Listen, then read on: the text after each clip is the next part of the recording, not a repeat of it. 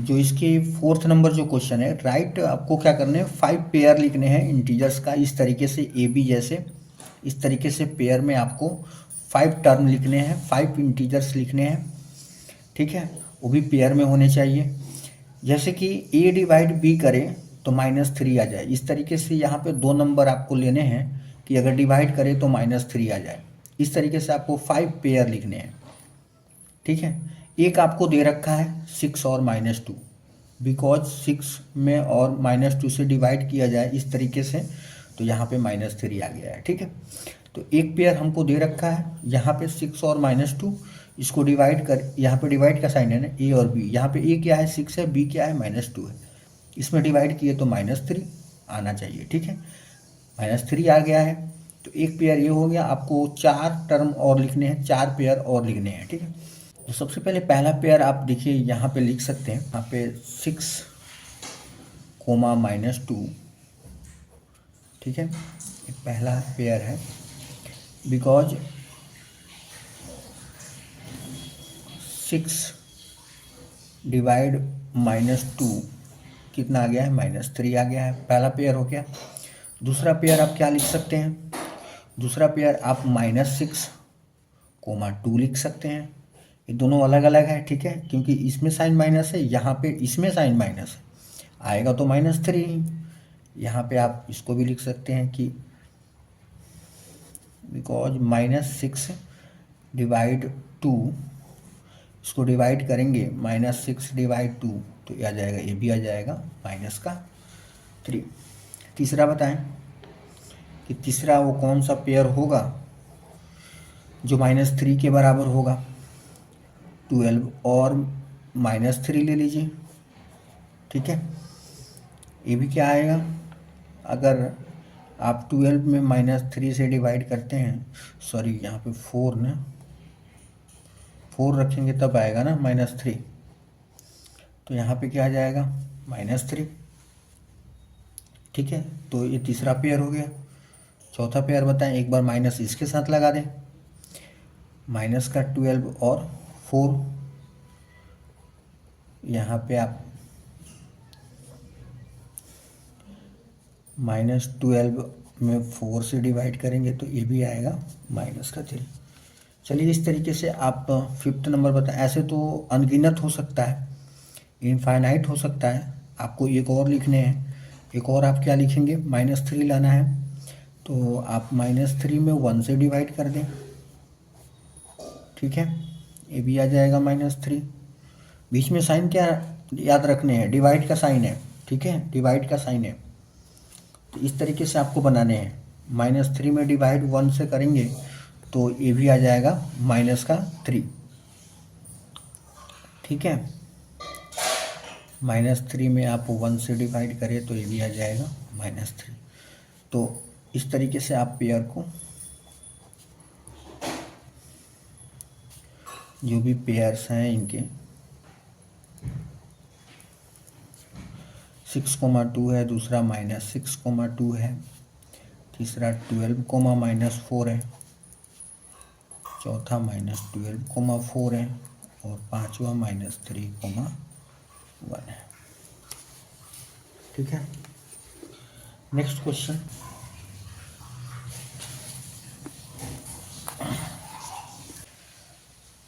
जो 5वां number question है, the temperature at 12 Noon was 10 degree centigrade above zero. यानी कि दोपहर के 12 बजे जो टेम्परेचर था वो 0 से अबव, इसका मतलब कि प्लस में 10 डिग्री सेंटीग्रेड था। If it decreases at the rate of 2 degree centigrade per hour until midnight. 2 degree centigrade प्रत्येक घंटे में रात के 12 बजे तक कम होता रहा, ठीक है। मतलब एक घंटे में कितने डिग्री सेंटीग्रेड कम हो गया, 2 डिग्री सेंटीग्रेड, ठीक है। रात के 12 बजे, देखो 12 बजे दोपहर से शुरू हुआ, रात के 12 बजे तक। At what time would be temperature be 8 degree centigrade below zero. क्या टाइम होगा जब टेम्परेचर 8 डिग्री सेंटीग्रेड होगा, वो भी बिलो जीरो का क्या मतलब है कि जीरो से छोटा, यानी कि ये जो 8 डिग्री सेंटीग्रेड है वो माइनस में है। What would be the temperature at the mid night, और रात के 12 बजे तक कितना टेम्परेचर होगा, ठीक है। यहाँ पे तो आपको टाइम बताने हैं, यहाँ पे टेम्परेचर बताने हैं। तो सबसे पहले यहाँ पे जो टेम्परेचर है 12, मतलब कि आफ्टर यहाँ पे नून 12 बजे नून, तो यहाँ पे जो टेम्परेचर है एट 12 नून वो कितना है 10 डिग्री सेंटीग्रेड। अब 12 बजे दोपहर से शुरू हुआ तो 1 बजे के करीब, मतलब कि 1 बजे कितना 1 PM में हो जाएगा ना, यहाँ पे 1 PM। तो प्रत्येक घंटे कितना डिग्री सेंटीग्रेड कम हो रहा है, 2 डिग्री सेंटीग्रेड कम हो रहा है। तो यहाँ पे 2 डिग्री माइनस कर दे तो कितना आ जाएगा, यहाँ पे 8 डिग्री सेंटीग्रेड हो जाएगा। ठीक है, ऐसे 2 PM में कितना हो जाएगा 6 डिग्री सेंटीग्रेड हो जाएगा। 3 PM में 4 डिग्री सेंटीग्रेड हो जाएगा। इनके बीच क्या डिफरेंस है, 2 घंटे का डिफरेंस है, मतलब कि 2 डिग्री सेंटीग्रेड का डिफरेंस है। ठीक है, यहाँ पे 4 PM में कितना हो जाएगा 2 डिग्री सेंटीग्रेड। इस तरीके से यहाँ पे 5 PM में कितना हो जाएगा 0 डिग्री सेंटीग्रेड। ठीक है, ऐसे बताएं आप 6 PM तक कहाँ तक जाने हैं, -8 डिग्री सेंटीग्रेड तक। तो 6 PM तक अब जब 0 से माइनस करेंगे, जब 0 में से आप 0 डिग्री सेंटीग्रेड में से 2 डिग्री सेंटीग्रेड माइनस करोगे तो क्या होगा, माइनस का साइन लगेगा, 2 डिग्री सेंटीग्रेड हो जाएगा। तो यहाँ पर माइनस का 2 डिग्री सेंटीग्रेड लिखेंगे। 7 PM में माइनस का 4 डिग्री सेंटीग्रेड हो जाएगा। 8 PM में माइनस का 6, और 9 PM में कितना होगा माइनस का 8 डिग्री सेंटीग्रेड हो जाएगा। ठीक है, तो कितने बजे 8 डिग्री माइनस का 8 डिग्री सेंटीग्रेड हो जा रहा है, 9 PM में आपका 8 डिग्री सेंटीग्रेड हो जा रहा है। ठीक है, तो यही आपको क्या पूछ रहा था कि पहले वाले में आपको यहाँ पे टाइम पूछ रहा था। ठीक है, तो अब उसके बाद क्या लिखेंगे, यहाँ पे आप लिख सकते हो कि temperature at 9 PM will be 8 degree centigrade below 0। ठीक है, इस तरीके से आप इनका आंसर लिख सकते हो। अच्छा, जो दूसरा वाला क्वेश्चन है इसमें आपको बताने हैं कि हाँ टेम्परेचर रात के 12 बजे तक कितना टेम्परेचर होगा। कि यहाँ पे 12 नून का क्या मतलब, यहाँ पे कि दोपहर के 12 बजे। ठीक है, और रात के 12 बजे तक बताने हैं, मिडनाइट। अच्छा, इनके बीच डिफरेंस कितना है, 12 बजे दिन से 12 बजे रात तक 12 घंटे का डिफरेंस होता है ना। जो इनका डिफरेंस है वो 12 घंटे का है, 12 आवर का है। ठीक है, तो अब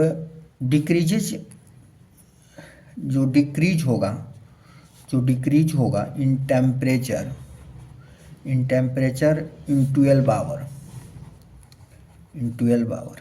तो 1 घंटे में कितना डिक्रीज हो रहा था 2 डिग्री सेंटीग्रेड। तो 12 आवर में कितना डिक्रीज होगा, 12 आवर में 12 इंटू 2 24। ठीक है, 24 डिग्री सेंटीग्रेड हो जाएगा डिक्रीजेज। ठीक है, अब टेम्परेचर एट मिडनाइट, मैंने क्यों निकाला है डिक्रीज वाला, क्योंकि अपने को मिडनाइट तक निकालने हैं ना। तो मिडनाइट का इनका डिफरेंस कितना था 12 आवर, तो 12 इंटू 2 मतलब प्रत्येक घंटे में 2 डिग्री सेंटीग्रेड कम हो रहा था। तो 12 आवर में कितना होगा 24 आवर। तो टेम्परेचर मिडनाइट का कितना हो जाएगा, आपको इसमें से 12 आवर जो नून का था उसमें से आप इनको सब्ट्रैक्ट कर दें। 12 आवर नून का कितना था 10 डिग्री था। यहाँ पे आप लिख सकते हैं, पहले ऊपर आप लिख दें यहाँ पे कि temperature at 12 Noon 10 degree centigrade था। तब इनमें से इनको सब्ट्रैक्ट कर दें, 10 में से 24 डिग्री सेंटीग्रेड को, तो ये हो जाएगा माइनस का 14 डिग्री सेंटीग्रेड।